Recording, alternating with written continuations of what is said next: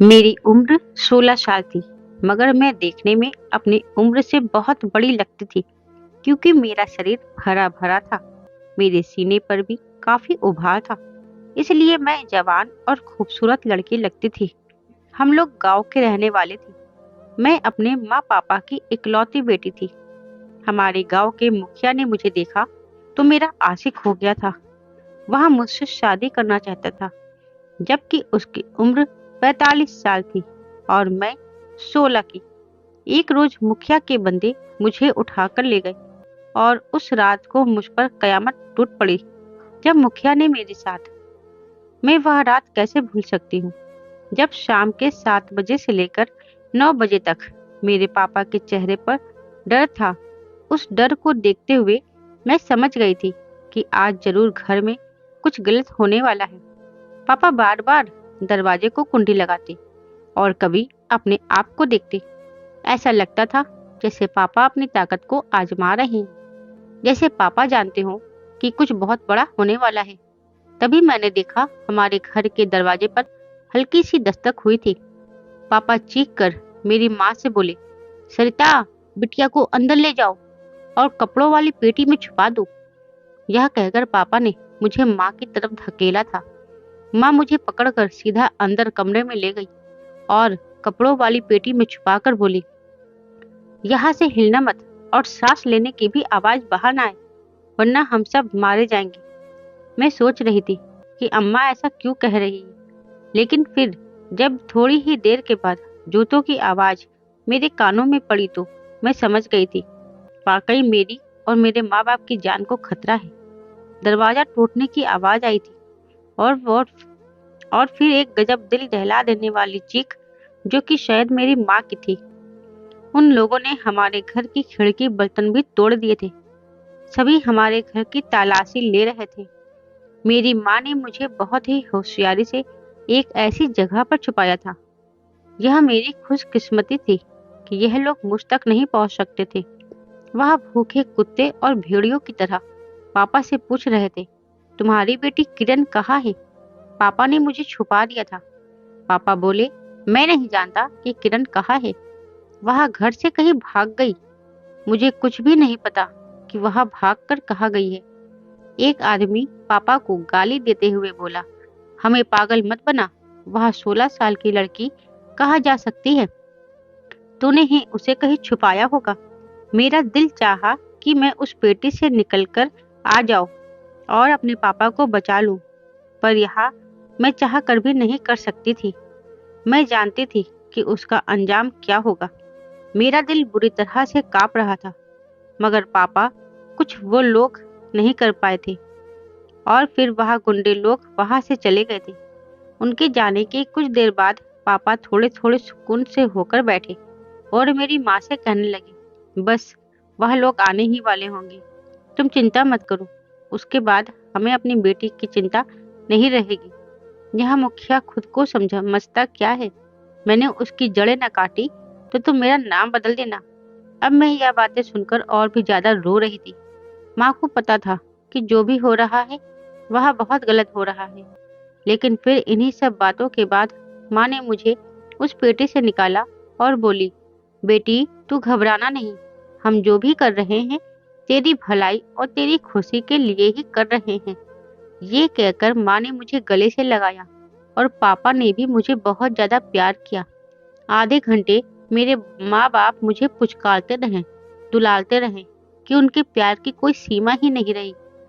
अपने माँ पापा का अपने लिए इतना प्यार देखकर मैं हैरान हो गई और मैं जोर जोर से रो पड़ी।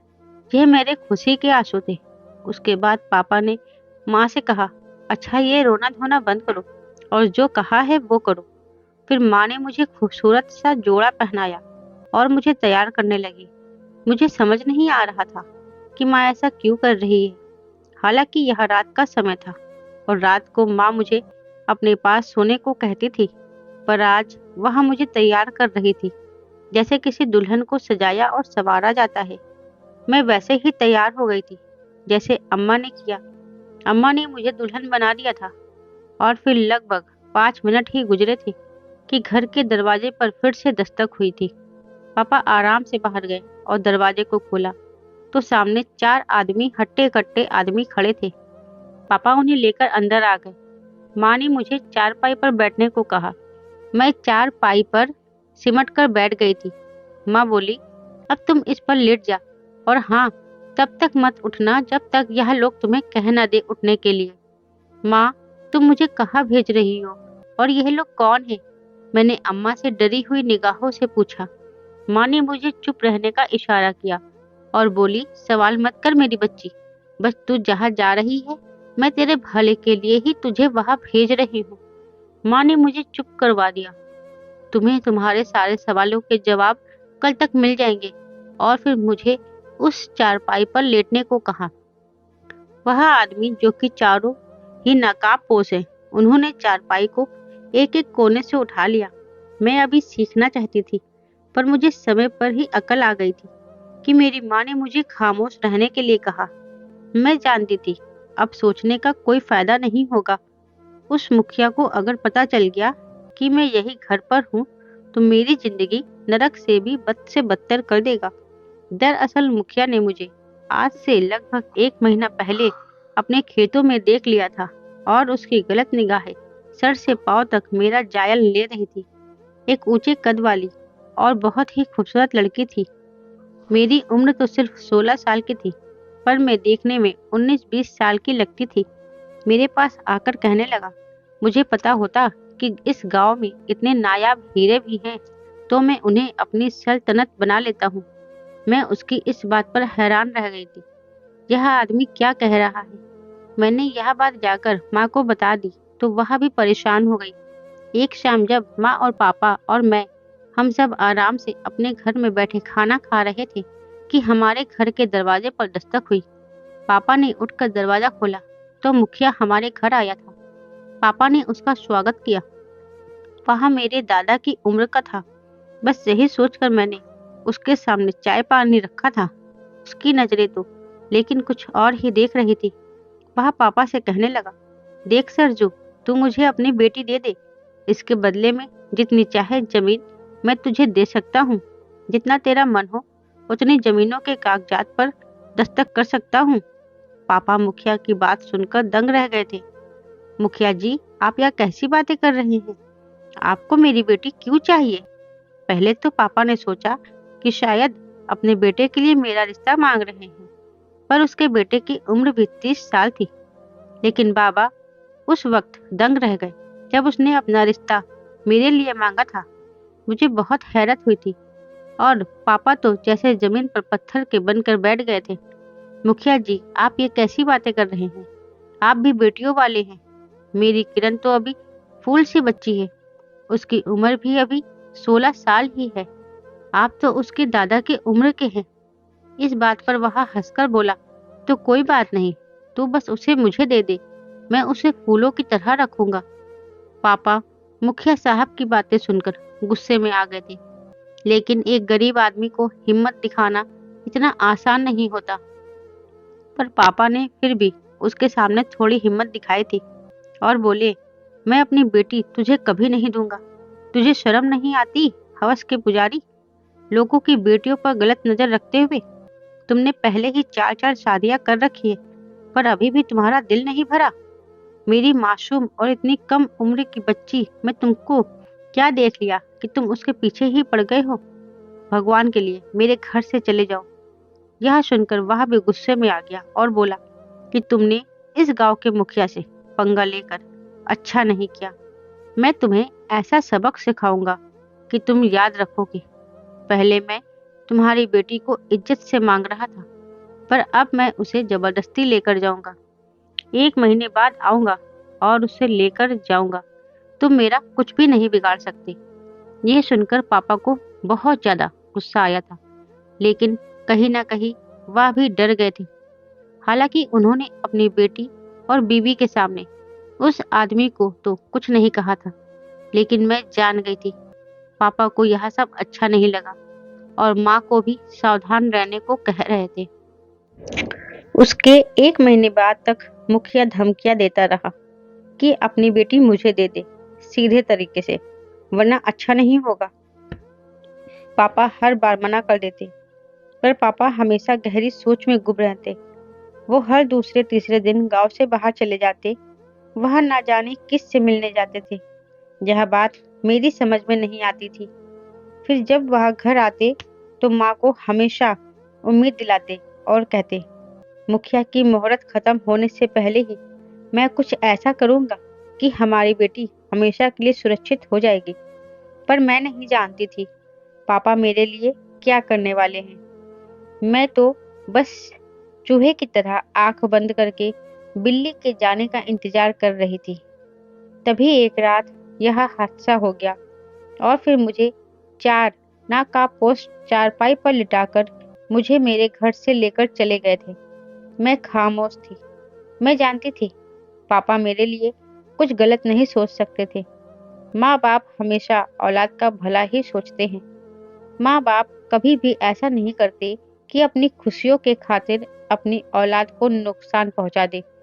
बस मैं इसी बात को सोचकर सुकून में थी।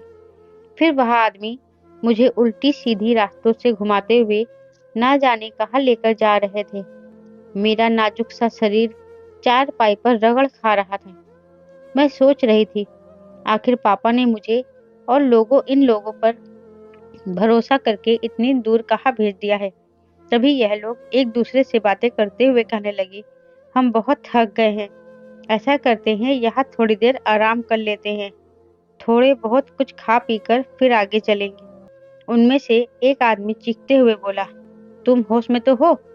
तुमने बड़े साहब की अमानत उठा रखी है, अगर उसे कुछ हो गया तो हम सब मारे जाएंगे। अरे मैडम जी, तुम परेशान ना होना, हम तुम्हें एकदम सुरक्षित बड़े साहब के पास पहुंचा देंगे। आदमी ने चारपाई को नीचे जमीन पर रखते हुए कहा था। मैं नहीं समझी थी कि ये लोग मुझे इतनी मोहब्बत और सम्मान क्यों दे रहे थे। क्या वाकई पापा ने मेरे लिए बहुत अच्छा सोचा था? ये सोच मेरे दिमाग में घूम रही थी कि इन लोगों ने दरिया के किनारे चारपाई रखी। मैं भी उठकर बैठ गई। अब मुझे यह लोग बिल्कुल भी बुरे और खतरनाक नहीं लग रहे थे। जाहिर है मेरे पापा ने मुझे उनके साथ भेजा था। कोई तो इसमें गहरा राज छुपा होगा। उनमें से दो नाकाबपोश मेरे साथ रुके और बाकी दरिया पर चले गए। शायद यह लोग हाथ मुंह धोने गए थे। फिर मैंने देखा यह लोग दरिया के किनारे खड़े होकर आपस में कुछ बातें करने लगे थे। उन लोगों के चेहरे पर भी शराफत झलक रही थी। मुझे पक्का विश्वास हो गया था कि यह लोग बुरे नहीं हो सकते। फिर मैं क्या जानती थी कि आगे मेरी जिंदगी में क्या लिखा है, कितना दर्द और कितनी ठोकरें।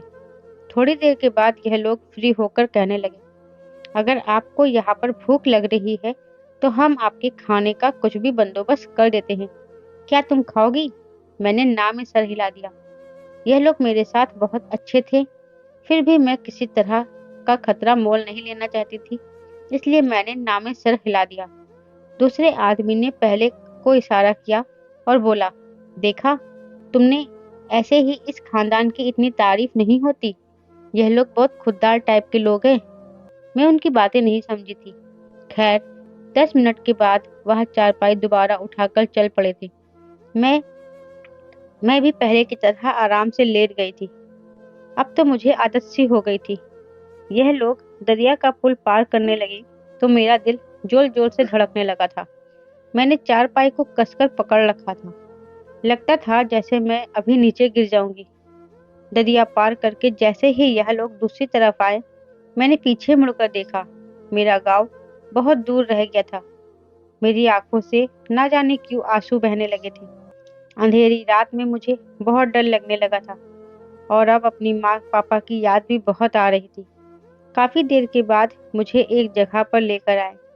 मैं जिस जगह पहुंची थी वह बहुत ही अलग और शांति की जगह थी। एक बड़ी सी हवेली पर मेरी नजर पड़ी, जहाँ पर रोशनी से जगमगाती हुई हर एक चीज थी। हवेली के शानदार दरवाजे पर मुझे उतारा गया था। चारपाई से मैं उतरे ही थी कि एक शोर शुरू हो गया था। छोटे छोटे बच्चे खुशी से मेरी तरफ आ रहे थे। यह लगभग 4 से 5 साल के बच्चे थे। उनके पीछे पीछे एक बड़ी उम्र की औरत भी आई थी, जो लगभग 45 से 46 साल की लगती थी। उसने मुझे देखा तो बोली, आ गई मेरी बेटी, बधाई हो। तुम्हारे कदम इस हवेली में बहुत शुभ साबित होंगे। मैं तुम्हारे पापा को जानती हूँ, बड़े ही अच्छे इंसान हैं। कहकर उस औरत ने मुझे हाथ से पकड़ा और अंदर कमरे में ले गई। मैंने देखा उस कमरे में दो बड़े-बड़े पर्दे लगे हुए थे। एसी की तरफ मुझे बैठाया गया और फिर मेरे हुलिये को सही किया जाने लगा। आते-आते मेरा हुलिया काफी खराब हो चुका था। दोबारा से मुझे मेकअप कराया गया, जेवर भी पहनाए गए और फिर एक औरत कहने लगी, बेटा आज तुम्हारी शादी है, वह भी एक बहुत ही अच्छे आदमी से। अब तुम्हें जो भी कहा जाए बस तुम उतना ही करना है।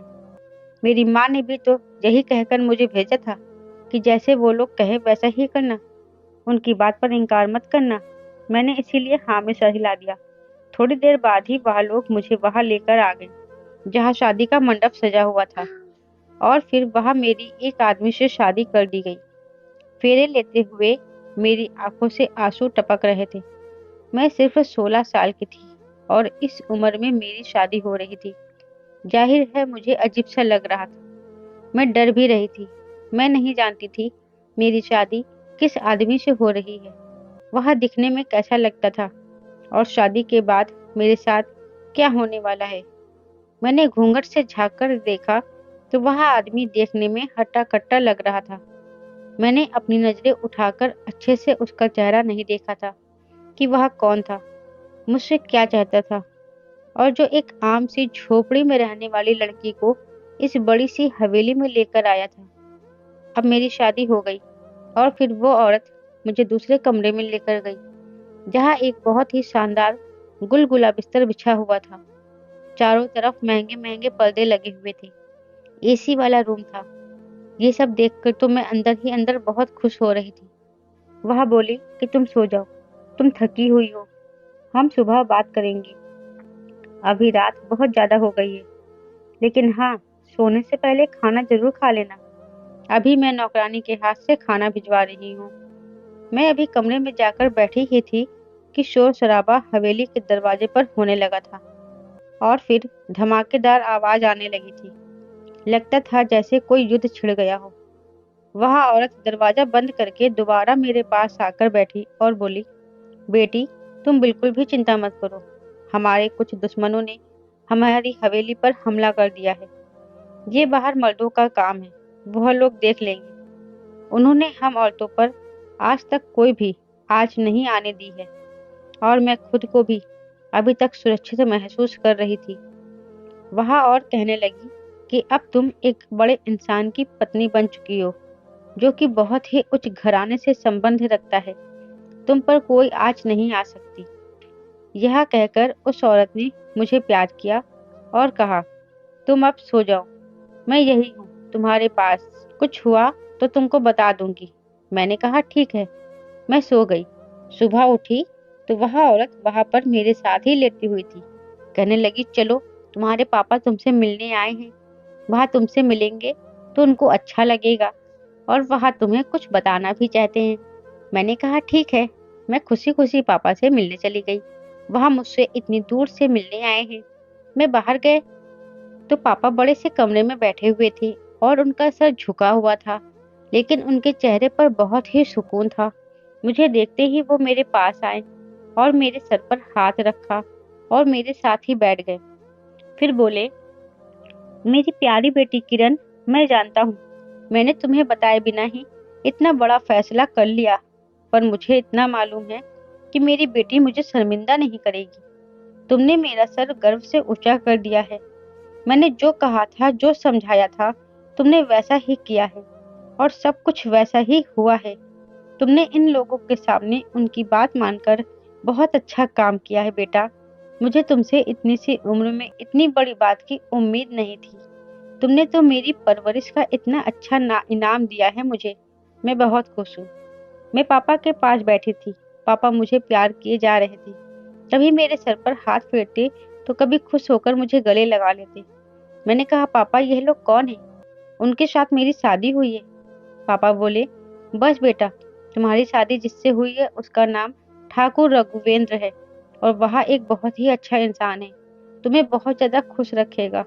इस हवेली का वह अकेला मालिक है। पापा कहने लगे, अब मुझे वापस जाना होगा, क्योंकि गांव का मुखिया पागलों की तरह तुम्हें ढूंढ रहा है और इस वक्त वह बहुत ही गुस्से में है। उसे लगता है मैंने तुम्हें कहीं छुपा रखा है। घर में आकर उसने पूरे घर की तलाशी भी ली है। तुम्हारी माँ को भी बहुत बातें सुना रहा था। कह रहा था तुम जहाँ भी होगी वहां तुम्हें ढूंढ लेगा। और अब ऐसा नहीं हो सकता। उसकी तबीयत तो रघुवेंद्र ठाकुर ने साफ कर दी है। रघुवेंद्र के लिए तुम जिंदगी मौत का फैसला हो, क्योंकि तुम उसकी इज्जत बन चुकी हो। बेटा तुम चिंता मत करो। जब तुम अपने पति को देखोगी तो तुम्हें तुम्हारा फैसला बुरा नहीं लगेगा। मेरी आंखों से आंसू बहने वाले थे। मैं खामोश बैठी रही। मैंने किसी भी दुख का इजहार नहीं किया था। मैं अपने पापा को और परेशान नहीं करना चाहती थी। पापा हवेली से चले गए थे। वह औरत फिर मेरे पास आई और बोली, तुम जाकर बाथरूम में नहा लो और नहाकर तैयार हो जाओ। मुझे तुम्हें एक बहुत ही अच्छा उपहार देना है। औरत की बात सुनकर मैं जाकर नहा धोकर तैयार हो गई। उसने मुझे लाल रंग की बहुत ही खूबसूरत साड़ी पहना दी और बोली, आज तुम्हारा पति तुमसे मिलने आएगा, तो तुम तैयार रहना। मैं खुश हो गई। जिससे मेरी शादी हुई थी, कम से कम उसे देख तो लूं। फेरों के समय मैं उसे अच्छे से देखा नहीं था। मैंने अपने आप को खूब सजाया और उसका इंतजार करने लगी। पर मैं थी तो बच्ची ही। मुझ में समय से पहले अकल आ चुकी थी। मैं तैयार होकर बैठी थी, तभी दरवाजा खुला और मेरा पति जब कमरे में आया तो मैं उसे देखकर दंग रह गई थी। मैंने तो कभी सपने में भी नहीं सोचा था। वो एक कम उम्र का लड़का था और उसकी उम्र लगभग 20 से 21 साल की होगी। उसे देखकर मेरा दिल खुश हो गया। मैंने कहा, क्या आप ही रघुवेंद्र जी हैं? तो वह हंस पड़ा, बोला, हाँ जी, मेरा नाम ही रघुवेंद्र है और अब तुम मेरी पत्नी हो। मुझे तुम पर गर्व है। तुम बहुत ही अच्छे खानदान की लड़की हो। मुझे अपने नस्ल के लिए तुम जैसी लड़की की ही जरूरत थी। मैं तो उसकी बातें सुनकर हैरान हो गई थी। उसने जो बातें कही वहां मैं सुनती रही। वह बोला, हम साल भर बाद भी शादी कर सकते थे, लेकिन तुम्हारे गांव का मुखिया तुम्हारे दुश्मन बन गया था। उसने तुम्हारा जीना हराम कर दिया था, इसलिए शादी बड़ी मजबूरी में करना पड़ा। हम भी ठाकुर लोग हैं और उससे बड़े ठाकुर हैं, और इसलिए वह हमारे सामने अब जबान भी नहीं खोल सकता। मैं उसे सीधा कर दूंगा कि वह यह गांव भी छोड़कर भाग जाएगा। मेरे पति ने मुझे ऐसी ऐसी बातें बताई कि मैं खुशी से फूली नहीं समा रही थी। मेरी शादी इतनी कम उम्र में हुई थी तो अच्छा ही है। मुझे जिंदगी देखने का मौका मिलेगा और मैं अपने पति के साथ बड़ी होगी। उस आदमी के साथ जिसके साथ मुझे अपनी जिंदगी गुजारनी है, मैं उसी के साथ रहूंगी। तो जिंदगी कितनी खूबसूरत होगी। फिर उसने जो बात मुझे आगे बताई वह थोड़ी परेशान करने वाली थी। मैं खामोश थी। वह बोला कि तुम अपने खानदान के बारे में जानती ही क्या हो। मुझे अपने खानदान के बारे में कुछ पता नहीं था। तब वह बोली, तुम्हारा सम्मान भी एक अच्छे खानदान से है। बस हालात ऐसे बन गया कि तुम लोग झोपड़ी में रहने पर मजबूर हो गए थे। असल में तुम्हारे बाप ने अपनी पसंद से शादी किसी गरीब लड़की से कर ली थी, जिसकी वजह से तुम्हारे दादा ने उन्हें घर से निकाल दिया और अपनी सारी जायदाद से बेदखल कर दिया था। और दूसरी बात यह है कि मैंने तुमसे पसंद की शादी की है। मैंने एक बार तुम्हें देखा तो पहली नजर में ही तुम्हें दिल दे बैठा था। फिर जब तुम्हारे बाप से रिश्ते की बात की तो उन्होंने बताया, अभी तुम्हारी उम्र 16 साल है, मगर तुम सिर्फ बस लगती हो 19 साल की। उन्होंने बताया यह चीज तुम्हें विरासत में मिली है। उनके खानदान की बहुत सी लड़कियां कम उम्र में ही बड़ी लगने लगती थी और फिर मजबूरन ही उनकी शादी करनी पड़ती है। उन्होंने यह भी बताया कि गांव का मुखिया तुम पर बुरी नजर रखता है। वह किसी भी समय तुम्हें उठाकर ले जाता और तुमसे शादी भी करना चाहता था। मेरी मजबूरी बन गई थी तुमसे इस उम्र में शादी करना, वरना तुम्हारी जान को खतरा भी था। मेरे पति ने मुझसे कोई बात भी नहीं छुपाई थी। रघुवेंद्र ने बताया कि मैंने घर आकर अपने पापा से बात की और तुम्हारे बारे में बताया, तो मेरे पापा इस पूरे गांव के बहुत बड़े ठाकुर हैं और वह अपने गांव का बहुत ख्याल रखते हैं। दूर दूर तक उनके चर्चे हैं। मैंने उन्हें बताया कि मैं तुम्हें पसंद कर बैठा हूँ और तुमसे ही शादी करना चाहता हूँ। तो पापा ने मुझे समझाया, अभी तुम भी कम उम्र के हो और वह लड़की भी। तुम्हारे पापा और मेरे पापा आपस में बहुत अच्छे दोस्त थे, इसलिए पापा ने मुझे समझाया कि बाद में शादी करेंगे, हालांकि वह तुम्हारी ही अमानत रहेगी। मैं अपने दोस्त से बात कर लूंगा। कि हम समय गुजरने के बाद दोनों बच्चों की शादी करवा देंगे, लेकिन उससे पहले ही वह मुखिया तुम्हारे पीछे पड़ गया, इसलिए जल्दबाजी में यहाँ शादी करनी पड़ी। मेरे ससुर ने उस 45 साल के मुखिया को ऐसा सीधा कर दिया कि वह अपनी सारी जमीन बेचकर वहां से दूर चला गया है। अब सब कुछ ठीक हो गया है। हालांकि मेरे पति ने अभी मुझसे कोई रिश्ता ऐसा नहीं बनाया था। उसने कहा था, जब तक तुम बड़ी नहीं हो जाती मैं तुमसे पति पत्नी वाला रिश्ता नहीं रखूंगा। और फिर अगले 1 महीने के बाद रघुवेंद्र लंदन पढ़ाई करने के लिए चला गया था और वहां से 5 साल के बाद लौटकर आया था। अब वह एक भरपूर मर्द बन चुका था और मैं भी 22 साल की हो चुकी थी। उसके बाद मुझे दोबारा से दुल्हन बनाया गया था और मेरे कमरों को फूलों से सजाया गया था और मुझे रघुवेंद्र के कमरे में बिठाया गया था। आज की रात हमारी सुहाग रात थी। हमने अपनी जिंदगी की शुरुआत की थी। रघुवेंद्र को पाकर मैं बहुत खुश थी। उसने मुझे जिंदगी की सारी खुशियां दी थी। दोस्तों, हमारे माँ बाप कभी हमारे बारे में गलत नहीं सोचते और ना ही करते हैं। वो हमेशा मेरा भला ही चाहते हैं। इसलिए अपने माँ बाप पर आंख बंद करके भरोसा कर लेना चाहिए। दोस्तों, कहानी अच्छी लगी है तो वीडियो को लाइक करना ना भूलें। आप कहानी तो लाइक करना भूल जाते हैं, जिससे मुझे पता नहीं चलता कि हमारे व्यूवर्स को कहानी कैसी लगी। और साथ ही हम अपने रिव्यू भी मुझे शेयर जरूर किया करिए। आपके कमेंट पढ़कर हमें बहुत अच्छा लगता है। साथ ही कहानी लिखने में प्रेरणा भी मिलती है। दोस्तों, चैनल पर नए हो तो चैनल को सब्सक्राइब जरूर कर ले। साथ ही बेल आइकन को जरूर प्रेस करें, जिससे आगे आने वाली वीडियो की नोटिफिकेशन सबसे पहले आपको मिले।